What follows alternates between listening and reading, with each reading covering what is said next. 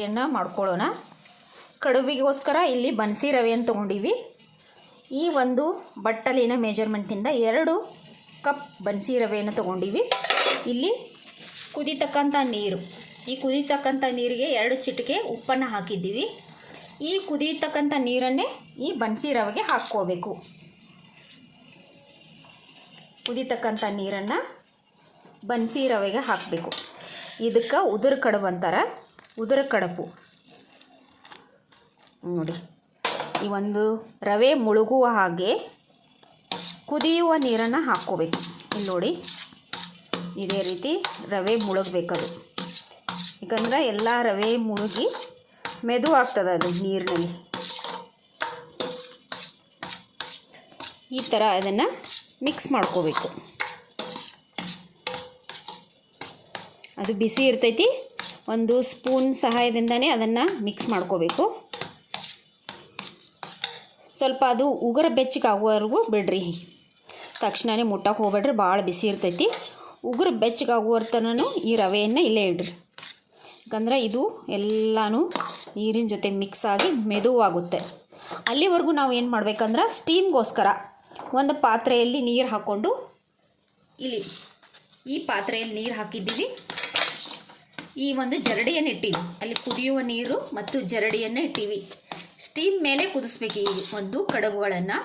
ಅದಕ್ಕೆ ಒಂದು ಪಾತ್ರೆಯಲ್ಲಿ ನೀರು ಹಾಕಿ ಕುದಿಸ್ತಾ ಇದ್ದೀವಿ. ಇಲ್ಲಿ ಸ್ಟೀಮ್ಗೋಸ್ಕರ ಜರಡಿಯನ್ನು ಇಟ್ಟೀವಿ. ಈಗ ನೀರು ಕುದೀತಾ ಇದೆ. ಇಲ್ಲಿ ಅಲ್ಲಿವರೆಗೂ ಇದನ್ನು ಚೆನ್ನಾಗಿ ಮಿಕ್ಸ್ ಮಾಡಿಕೊಂಡು ಒಂದು ಸ್ವಲ್ಪ ತಣಿಯುವವರೆಗೂ, ಆರುವವರೆಗೂ ಇದನ್ನು ಮಿಕ್ಸ್ ಮಾಡಬೇಕು. ಉಗುರು ಬೆಚ್ಚಗಾಗುತ್ತೆ, ನಾನು ಮಿಕ್ಸ್ ಮಾಡಬೇಕು. ಹಾಗೆ ಇಲ್ಲಿ ಏನಾಗ್ತದೆ, ಗ್ಯಾಸಿನ ಒಲೆ ಮೇಲೆ ಸ್ಟೀಮರ್ಗೋಸ್ಕರ, ನಿಮ್ಮ ಮನೆಯಲ್ಲಿ ಸ್ಟೀಮರ್ ಇದ್ದರೆ ಸ್ಟೀಮರ್ ಮೇಲೆ ಮಾಡ್ಬೋದು. ಈ ಥರ ಒಂದು ಪಾತ್ರೆನ ಇಟ್ಕೊಂಡು ಜರಡಿಯನ್ನು ಇಟ್ಕೊಂಡು ಕೂಡ ಈ ಒಂದು ಹಬೆ ಮೇಲೆ ಒಂದು ಕಡುಬುಗಳನ್ನು ಬೇಯಿಸ್ಬೋದು. ತುಂಬ ಟೇಸ್ಟ್ ಆಗ್ತದೆ ಫ್ರೆಂಡ್ಸ್. ನೀವು ಮನೆಯಲ್ಲಿ ಟ್ರೈ ಮಾಡಿ. ನನ್ನ ಚಾನಲ್ಗೆ ಸಬ್ಸ್ಕ್ರೈಬ್ ಮಾಡಿ, ಲೈಕ್ ಮಾಡಿ ಮತ್ತು ಶೇರ್ ಮಾಡಿ. ನನ್ನ ರೆಸಿಪಿಗಳು ನಿಮಗೆ ಇಷ್ಟ ಆದರೆ ಕಮೆಂಟ್ ಮಾಡಿ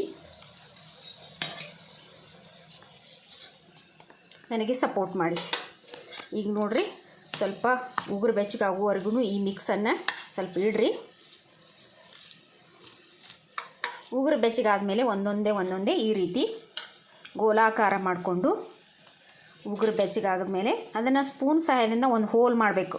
ಆ ಕಡೆಯಿಂದ ಈ ಕಡೆಗೆ ಬರೋ ಥರ ಒಂದು ಹೋಲ್ ಮಾಡಿ ಅದನ್ನು ಒಂದೊಂದೇ ಇಲ್ಲಿ ಒಂದು ಸ್ಟೀಮ್ಗೋಸ್ಕರ ಇಲ್ಲಿ ಇಡಬೇಕು. ಜರಡಿ ಮೇಲೆ ಒಂದೊಂದು ಈ ಥರ ಗೋಲಾಕಾರದ ಒಂದು ಮಾಡಿಕೊಂಡು ಅದನ್ನು ಹೋಲ್ ಅಂದರೆ ಸರಿಯಾಗಿ ಬೇಯಬೇಕಲ್ಲ, ಅದಕ್ಕೋಸ್ಕರ ಅದನ್ನು ಹೋಲ್ ಮಾಡೋದು. ಸರಿಯಾಗಿ ಒಳಗೆ ಹೊರಗೆ ಆ ಕಡುಬುಗಳು ಬೇಯಬೇಕು, ಅದಕ್ಕೋಸ್ಕರನೇ ಈ ಥರ ಹೋಲ್ ಮಾಡ್ಕೋತಾ ಇದ್ದೀವಿ. ನೋಡಿ,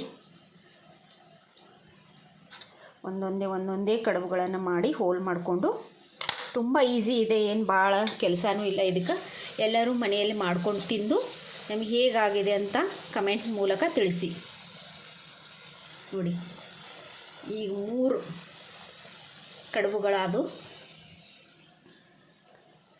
ಇದು 4ನೇ ಕಡುಬು.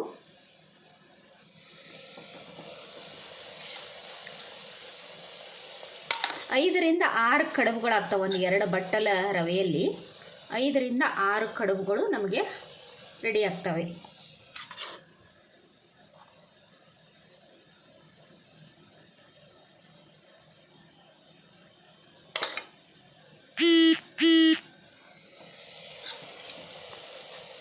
ಓಕೆ, ಈಗ ಇನ್ನೊಂದು ಸಣ್ಣದಾದಂಥ ಕಡುಬು ಇಲ್ಲಿ ಆಗುತ್ತೆ. ಸಣ್ಣದಾದಂಥ ಕಡುಬು ಇಲ್ಲಿ ರೆಡಿ ಆಗುತ್ತೆ. ನೋಡಿರಿ, ಒಟ್ಟು 2 ಬಟ್ಟಲ ಒಂದು ರವೆಯಲ್ಲಿ ನಮಗೆ 6 ಕಡುಬುಗಳು ರೆಡಿ ಆದವು.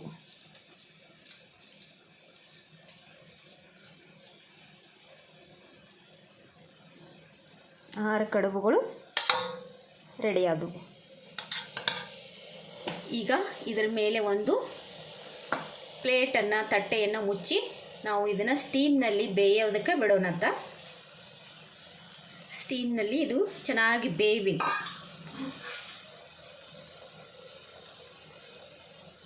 ಈಗ ಈ ರೀತಿ ಒಂದು ತಟ್ಟೆಯನ್ನು ಮುಚ್ಚಿಬಿಡಿ.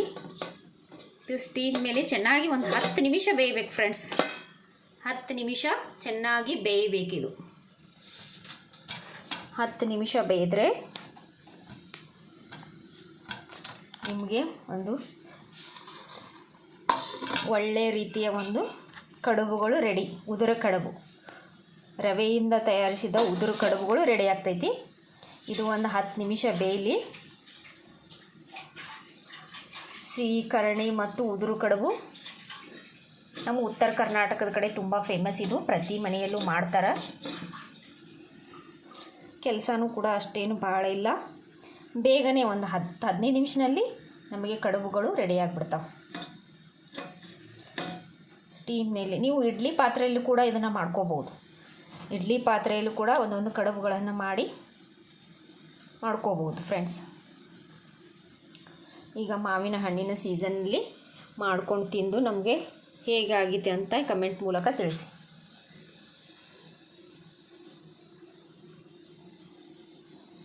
ಮಧ್ಯಮ ಉರಿಯಲ್ಲಿ ಒಂದು 10 ನಿಮಿಷ ಈ ಒಂದು ಕಡುಬುಗಳು ಬೇಯಲಿ.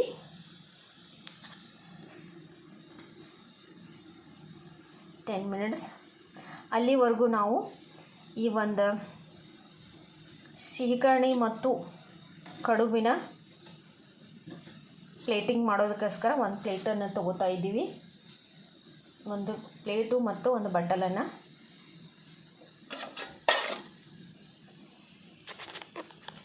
ಸರ್ವ್ ಮಾಡೋದಕ್ಕೆ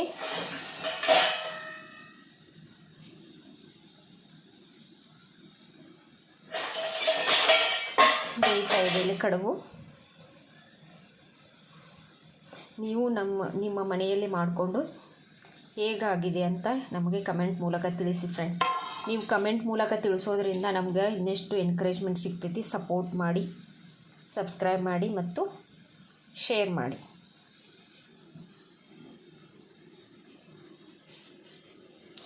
ಮತ್ತು ನೀವು ಯಾವ ಊರಿಂದ ನನ್ನ ವಿಡಿಯೋಗಳನ್ನು ನೋಡ್ತಾ ಇದ್ದೀರೋ ಕಮೆಂಟ್ ಮೂಲಕ ತಿಳಿಸಿ.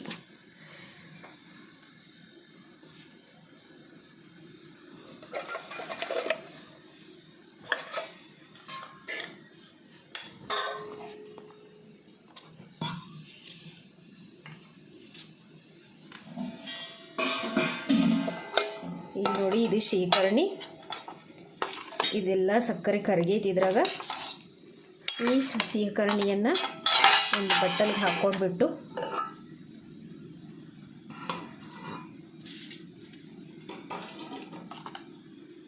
ಬೌಲ್ ಅಥವಾ ಬಟ್ಟಲಕ್ಕೆ ಈ ರೀತಿ ಹಾಕ್ಕೊಳ್ಳೋಣ. ಬಿಸಿ ಬಿಸಿ ಚಪಾತಿಗೆ, ಕಡುಬಿಗೆ ತುಂಬ ಟೇಸ್ಟಾಗಿರ್ತೈತಿ. ಶೇಖರಣೆ ಮತ್ತು ಕಡುಬು ಈಗ ಇಲ್ಲಿ ಹಬೆಯಲ್ಲಿ ಬೇಯ್ತಾ ಇದೆ. ಈ ಶೇಖರಣೆನೂ ರೆಡಿ ಆಗೈತಿ. ವೇಟ್ ಮಾಡಾಕತ್ತೀವಿ ಬೇಯ್ದಂಥ ಒಂದು ಕಡುಬು ಮತ್ತು ಶೇಖರಣೆ.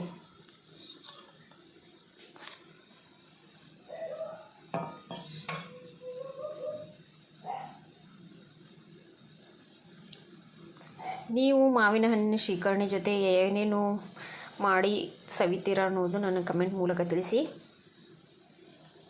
ಮತ್ತು ನನ್ನ ಯೂಟ್ಯೂಬ್ ಚಾನಲನ್ನು ಸಬ್ಸ್ಕ್ರೈಬ್ ಮಾಡಿ, ಶೇರ್ ಮಾಡಿ, ನನಗೆ ಸಪೋರ್ಟ್ ಮಾಡಿ.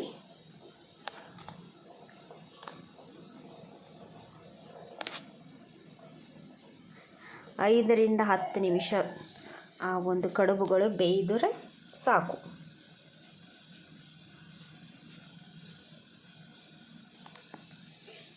ಇನ್ನೊಂದು, ನಿಮ್ಮ ಮನೆಯಲ್ಲಿ ಜರಡಿ ಇರದೇ ಹೋದರೆ, ಇಡ್ಲಿ ಪಾತ್ರೆನೂ ಇರದೇ ಹೋದ್ರೆ ಹೇಗೆ ಮಾಡ್ಬೋದು ಕಡುಬು ಅಂತ, ಒಂದು ಪಾತ್ರೆಗೆ, ಇದೇ ಪಾತ್ರೆಗೆ ಬಟ್ಟೆಯನ್ನು ಕಟ್ಟಿ, ಕಾಟನ್ ಬಟ್ಟೆಯನ್ನು ಕಟ್ಟಿ ಕೂಡ ಕಡುಬುಗಳನ್ನು ಮಾಡ್ಬೋದು. ಕಾಟನ್ ಬಟ್ಟೆ ಮೇಲೆ ಅದನ್ನು ಹಬೆಗೆ ಬೇಯಿಸ್ಕೋಬೋದು.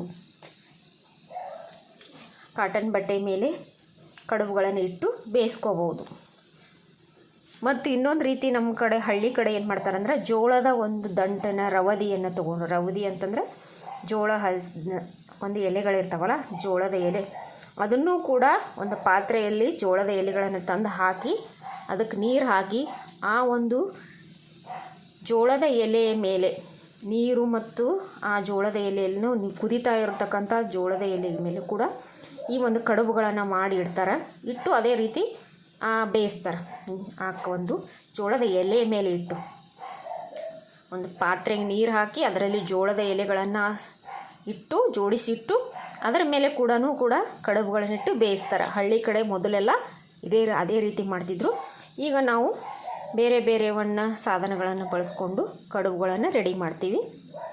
ಓಕೆ, ಈಗ ಆಗೈತಿಲ್ಲ ಒಂದು ಸರ್ತಿ ಚೆಕ್ ಮಾಡ್ಕೊಳ್ಳೋಣ.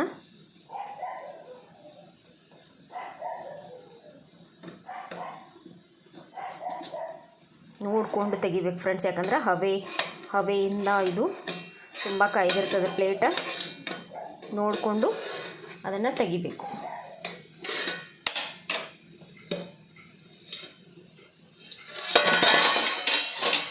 ನೋಡಿ ಕಡುಬುಗಳು ಬೇಯ್ತಾ ಇವೆ. ಯಾಕಂದರೆ ನಾವು ಆಲ್ರೆಡಿ ಈಗ ನಾವು ಕುದ್ದಿರ್ತಕ್ಕಂಥ ನೀರು ಹಾಕೋದ್ರಿಂದ ಅದು ಬೇಗನೆ ಬೇಯ್ಬಿಡ್ತದೆ.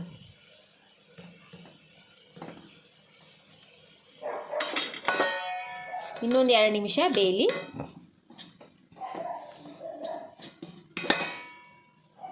ಇನ್ನೊಂದು 2 ನಿಮಿಷ ಮುಚ್ಚಿಡೋಣ. ಈಗ ಒಂದು 80% ಎಲ್ಲ ಬೇಯ್ದೈತಿ. ಇನ್ನು 20% ಐತಿ. 20% ಬೇಯಿದ್ರೆ ಆಯಿತು, ಕಡುಬು ರೆಡಿ.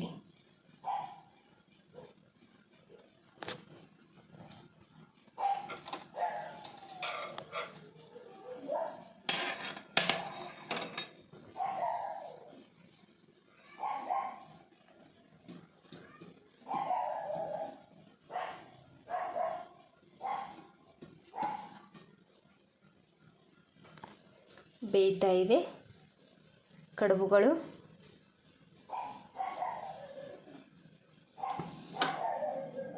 ಈಗ ಕಡುಬುಗಳು ರೆಡಿ ಆಗ್ಯಾವ ಫ್ರೆಂಡ್ಸ್. ಈಗ ಈ ತಟ್ಟೆಗೆ ಸರ್ವ್ ಮಾಡ್ಕೊಳ್ಳೋಣ. ಶೀಕರಣಿ ತುಂಬಿದ ಬಟ್ಟಲೆ ಇದೆ.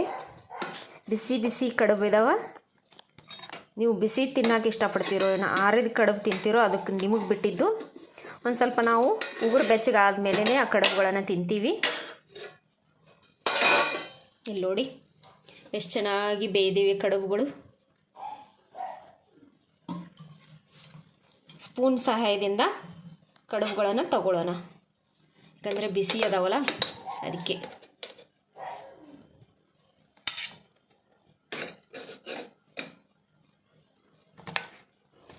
ನಾನು ನಿಮಗೆ ಟೇಸ್ಟ್ ಮಾಡಿ ಹೇಳ್ತೀನಿ ಯಾವ ರೀತಿ ಆಗ್ಯದ ಅಂಥೇಳಿ. ಟೇಸ್ಟ್ ಮಾಡಿ ಕಡುಬುಗಳು ಸಾಕು. ಒಂದು ಕಡುಬುಗಳನ್ನು ಒಂದು ಸ್ಪೂನ್ ಸಹಾಯದಿಂದ ನಿಮಗೆ ಟೇಸ್ಟ್ ಮಾಡಿ ಹೇಳ್ತೀನಿ ನಾನು ಹೇಗಾಗಿದೆ. ಸಿಹಿ ಕರ್ಣಿ ಮತ್ತು ಕಡುಬು ಕೈಯಿಂದನೇ ತಿನ್ಬೋದು.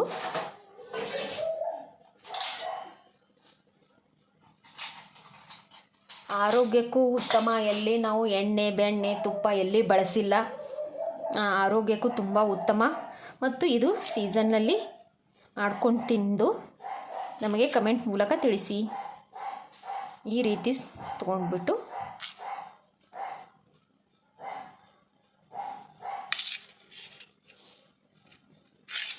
ಕಲಿಸಿ ನಾನು ಟೇಸ್ಟ್ ಮಾಡಿ ನಿಮಗೆ ಹೇಗಾಗಿದೆ ಅಂತ ಹೇಳ್ತೀನಿ.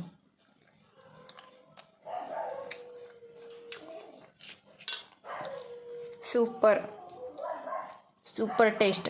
ನೀವು ಮನೆಯಲ್ಲಿ ಮಾಡಿ ತಿಂದು ನಮಗೆ ಕಮೆಂಟ್ ಮೂಲಕ ತಿಳಿಸಿ. ತುಂಬ ಟೇಸ್ಟ್ ಆಗೈತೆ ನೋಡಿ ಫ್ರೆಂಡ್ಸ್. ಹೇಗೆ ಮೆತ್ತಗಾಗಿ ಯಾವ ರೀತಿ ಕಡುಬಾಗಿದೆ. 2 ಕಡುಬು ತಿಂದುಬಿಟ್ರೆ ಸಾಕು, ಮತ್ತೇನು ಬೇಡ.